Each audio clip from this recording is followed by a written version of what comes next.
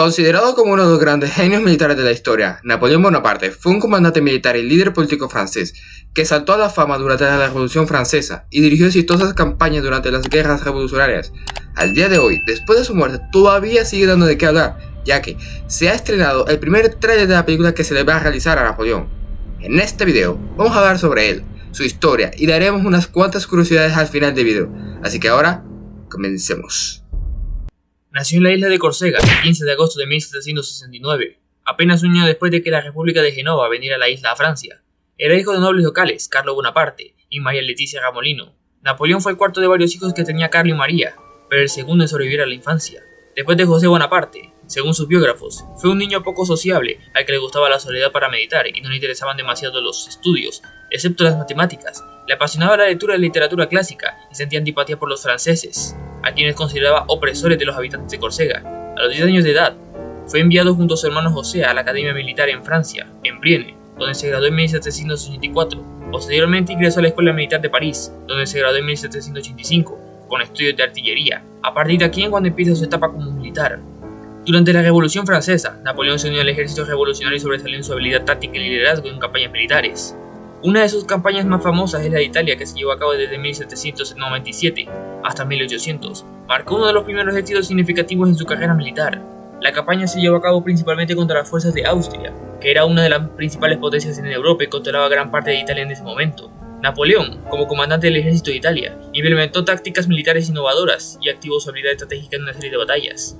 La campaña comenzó en 1796, cuando Napoleón cruzó los Alpes y entró en Italia. En la batalla de Montenotte, obtuvo una victoria decisiva sobre las fuerzas austriacas y piamontesas. A partir de ahí, Napoleón siguió avanzando y logrando una serie de victorias en batallas como Millesimo, Debo, Lodi y Rivoli. Las tácticas de Napoleón se basaron en rapidez, la sorpresa y la concentración de fuerzas en puntos clave. Utilizó la combinación de maniobras envolventes, flanqueo y ataques frontales para derrotar a las fuerzas enemigas, aprovechando el terreno y explotando las debilidades de sus enemigos. La campaña de Italia resultó en la derrota de las fuerzas austriacas y la firma del Tratado de Campo Formio en 1797. Este tratado firmó la paz entre Francia y Austria y también redefinió las fronteras en Europa.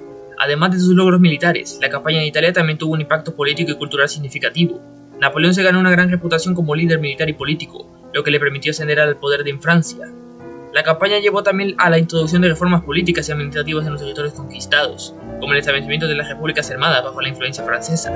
En 1799, aprovechando el descontento y la inestabilidad política en Francia, lideró un golpe de estado y se convirtió en el primer cónsul, ejerciendo un poder efectivo sobre el gobierno.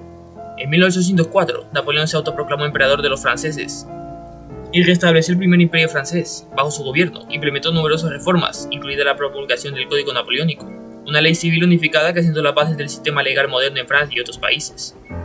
En términos de política exterior, Napoleón llevó a cabo una serie de campañas militares con el objetivo de expandir el imperio francés y establecer su dominio sobre Europa continental. Sus victorias notables incluyen la batalla de Austria en 1805, la batalla de Jena-Austria en 1806 y la batalla de Weimar en 1809. El control de Napoleón sobre gran parte de Europa continental y su influencia política llevó a la formación de coaliciones de países europeos en su contra. Estas coaliciones, lideradas por potencias como Gran Bretaña, Austria, Prusia y Rusia, se enfrentarán a las fuerzas francesas en una serie de guerras, conocidas como las guerras napoleónicas.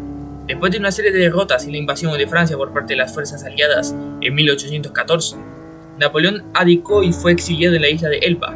Sin embargo, volvió a Francia en 1815, durante el periodo conocido como los 100 días, y volvió a tomar el poder. Sin embargo, su reinado fue efímero, ya que fue derrotado en la batalla de Waterloo en 1815.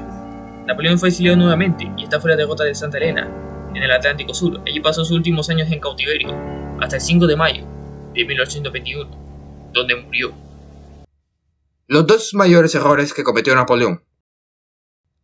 El primer error que cometió Napoleón fue la invasión a España, que aunque él haya logrado someter gran parte de España, nunca logró someterla por completo, y esto provocó que muchos españoles aplicaran la guerra de guerrillas, que esto causó muchas muertes y desgaste del lado francés, y a su vez, los portugueses y los ingleses también estaban constantemente azotando a las tropas francesas en este frente.